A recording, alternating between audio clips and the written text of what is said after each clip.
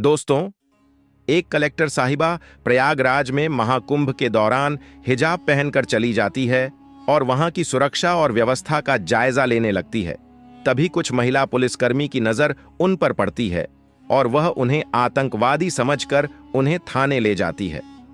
कौन थी वह कलेक्टर साहिबा और क्यों वह हिजाब पहनकर महाकुंभ में गई? सच्चाई जानने के लिए वीडियो को अंत तक जरूर देखना। वीडियो को शुरू करने से पहले आपसे एक रिक्वेस्ट है कि वीडियो को लाइक और हमारे चैनल दीपिका रियल वॉइस को सब्सक्राइब करना मत भूलना। दोस्तों, प्रयागराज में महाकुंभ के दौरान सुबह का समय था और कलेक्टर साहिबा यानी कि जिला अधिकारी खुद मैदान में थी। उनका नाम गुंजन मल्होत्रा था। अपने काम के प्रति ईमानदारी और सख्ती के लिए वह जानी जाती थी। इस बार प्रशासन ने कुंभ में सुरक्षा और व्यवस्था के कड़े इंतजाम किए थे। गुंजन साहिबा को इस बात की जिम्मेदारी दी गई थी कि पूरा आयोजन शांति और सुव्यवस्थित ढंग से संपन्न हो। गुंजन साहिबा को आमतौर पर सूट या साड़ी में देखा जाता था, लेकिन इस बार उन्होंने अपने धर्म और संस्कृति को ध्यान में रखते हुए हिजाब पहन रखा था। वैसे तो वह इसे निजी समारोहों में पहनती थी, लेकिन आज का दिन खास था। वह गंगा घाट पर निरीक्षण के लिए आई थी और हिजाब के साथ हल्के रंग का कुर्ता पहना हुआ था। घाट पर तैनात पुलिस वाले हर व्यक्ति की गतिविधियों पर नजर रख रहे थे। विशेष रूप से संदिग्ध व्यक्तियों की जांच हो रही थी। गुंजन साहिबा भीड़ में चुपचाप निरीक्षण कर रही थी। उन्होंने अपनी गाड़ी और सुरक्षा दल को घाट के बाहर छोड़ दिया था ताकि वह आम लोगों के बीच जाकर माहौल का जायजा ले सके। जैसे ही वह घाट की ओर बढ़ी, कुछ पुलिसकर्मियों की नजर उन पर पड़ी। एक कांस्टेबल ने अपने सीनियर से कहा, सर, वह महिला संदिग्ध लग रही है। देखो, वह अकेली घूम रही है और उसके कपड़े भी थोड़े अलग लग रहे हैं। सीनियर इंस्पेक्टर ने दूर से देखा और हामी भरते हुए कहा, ठीक है, उसे रोककर पूछताछ करो। किसी भी अनजान व्यक्ति को ऐसे नहीं छोड़ सकते। गुंजन साहिबा इस बात से अनजान थी कि पुलिस वाले उन्हें संदिग्ध समझ रहे हैं। जब वह घाट के पास रुकी और एक छोटे बच्चे से गंगा जल के बारे में बात करने लगी, तभी दो पुलिसकर्मी उनके पास आ गए। मैडम, आपको यहां क्या करना है? गुंजन ने शांत स्वर में कहा। बस ऐसे ही दर्शन करने आई हूं और व्यवस्थाओं को देख रही हूं। पुलिसकर्मी उनकी बातों को नजरअंदाज करते हुए बोले, आपका आईडी कार्ड दिखाइए। गुंजन ने मुस्कुराते हुए जवाब दिया, आईडी कार्ड तो मेरे पास है, लेकिन आप यह क्यों पूछ रहे हैं? यह सुनकर पुलिसकर्मी थोड़ा सख्त हो गए। आप आईडी नहीं दिखाएंगी तो हमें आपसे पूछताछ करनी पड़ेगी। आप अकेले क्यों घूम रही हैं? गुंजन को समझ नहीं आया कि बात किस ओर जा रही है। तभी सीनियर इंस्पेक्टर भी आ गए और बोले, आपके पास कौन सा सामान है? कृपया अपना बैग खोलिए। गुंजन साहिबा ने स्थिति को समझने की कोशिश की। उन्होंने सोचा कि अगर अभी वह अपनी पहचान बताएंगी तो यह लोग शर्मिंदा हो सकते हैं। इसीलिए उन्होंने पहले पुलिसकर्मियों की गंभीरता को परखने का मन बनाया। उन्होंने शांति से कहा, आप जो चाहे पूछ सकते हैं।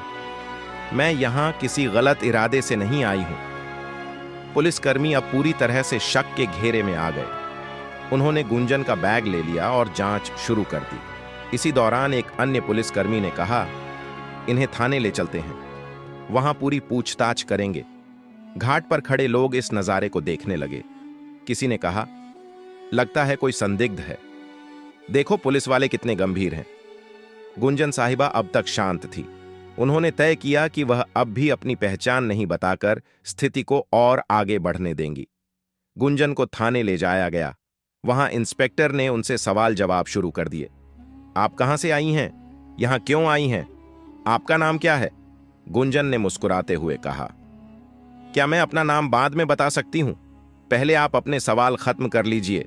इंस्पेक्टर को यह बात नागवार गुजरी। उसने सख्त लहजे में कहा, आपकी यह हरकतें और चुप्पी हमें मजबूर कर रही हैं कि आपको हिरासत में लिया जाए। अब तक गुंजन ने चुपचाप सब कुछ सुना, लेकिन वह जानती थी कि इस कहानी का अंत उन्हें ही लिखना होगा। उनके चेहरे पर कोई घबराहट नहीं थी, बल्कि एक अलग ही आत्मविश्वास झलक रहा था। थाने में माहौल गर्म हो चुका था। गुंजन साहिबा को अब भी पुलिसकर्मियों ने संदिग्ध मान रखा था।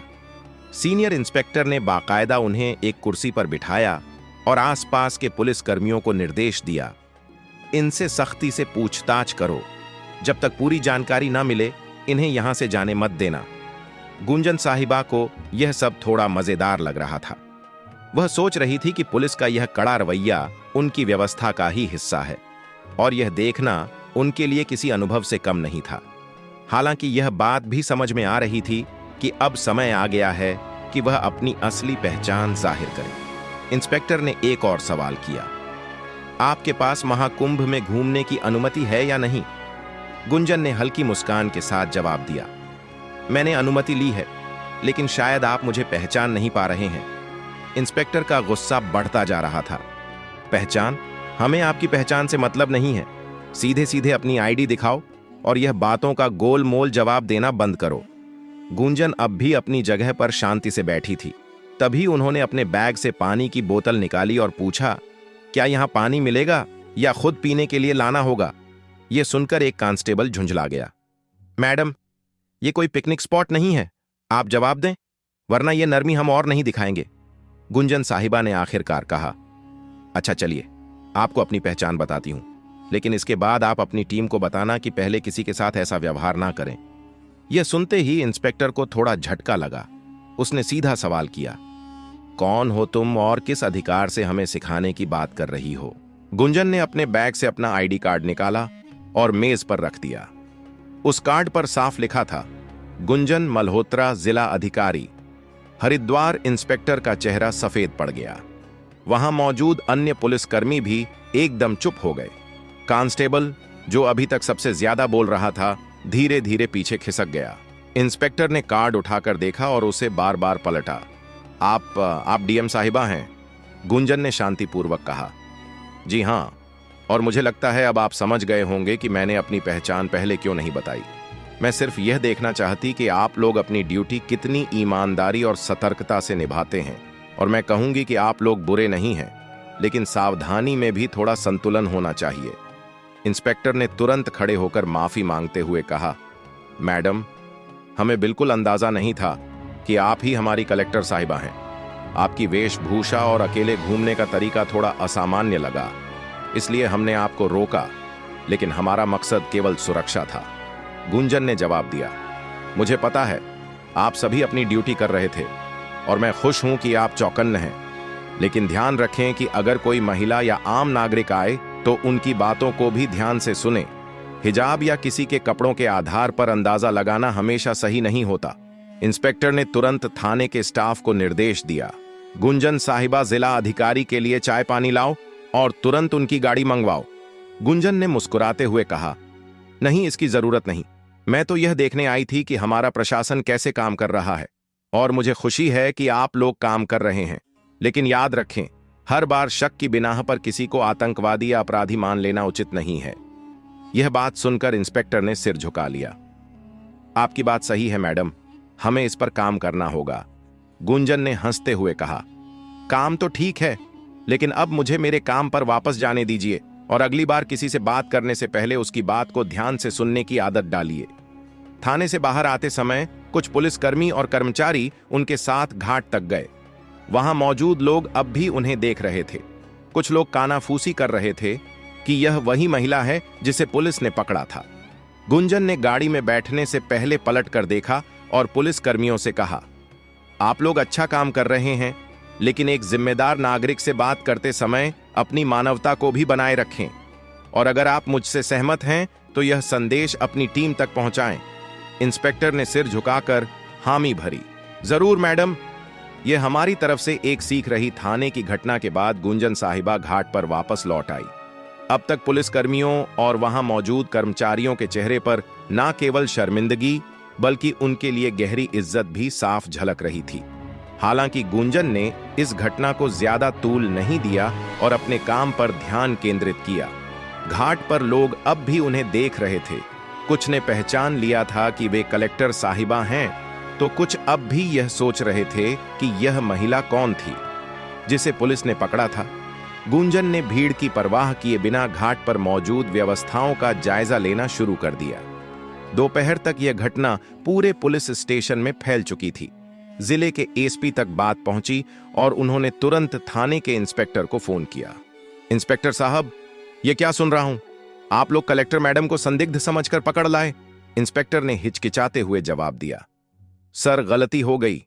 उनकी वेशभूषा और व्यवहार की वजह से शक हुआ, लेकिन मैडम ने हमें समझाया और हमें अपनी गलती का एहसास कराया।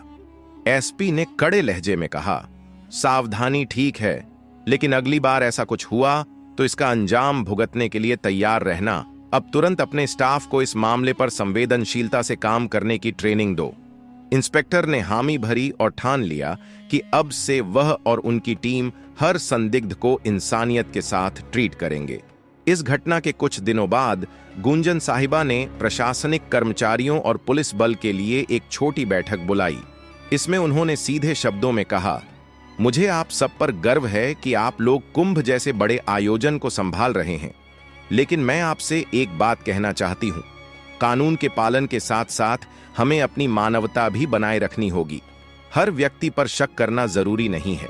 जो लोग अलग दिखते हैं वे गलत नहीं होते, उनका सम्मान करें। उनकी बात सुने। उनके शब्दों ने वहां मौजूद सभी को झकझोर दिया। इंस्पेक्टर ने सबके सामने माफी मांगते हुए कहा, मैडम आपकी बात ने हमें बहुत बड़ा सबक सिखाया है। हम वादा करते हैं कि आगे से ऐसा कोई मामला नहीं होगा जहां किसी को बिना वजह परेशान किया जाए। यह घटना मीडिया तक भी पहुंच गई। हालांकि गुंजन ने इसे सार्वजनिक रूप से उजागर करने से मना कर दिया।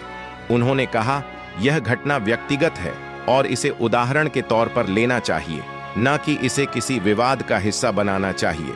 तो दोस्तों, यह थी आज की सच्ची कहानी। आप लोगों को जैसी भी लगी हो कमेंट सेक्शन में बता देना।